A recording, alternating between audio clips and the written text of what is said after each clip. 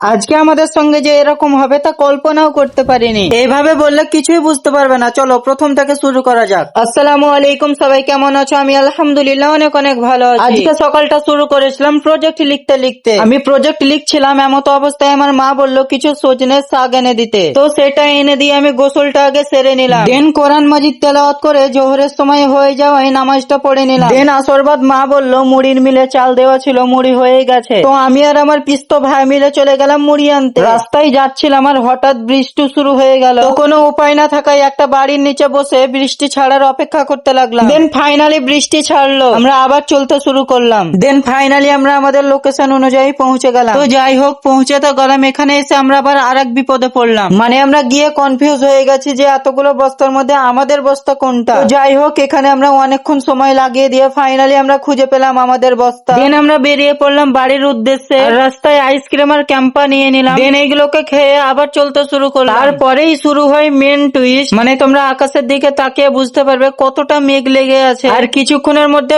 বেশ বৃষ্টি শুরু হয়ে গেল। প্রায় যখন বাড়ি পৌঁছে গেছে, মানে আর একটু, তখন প্রায় অনেকটাই বৃষ্টি শুরু হয়ে গেল। আর বৃষ্টি ভাই রে ভাই, এত পরিমাণে বৃষ্টি কি বলবো। দেখো আমরা বেরিয়েছিলাম কটায় আর যাবো কটায়, মানে এখনো বাড়ি যাই। দেন বৃষ্টি থামাই চলে এলাম বাড়ি। আর আজকের ব্লগটা এখানে। আজকের ব্লগটা কেমন লাগলো অবশ্যই কমেন্টের মাধ্যমে জানিও। আসসালামু আলাইকুম।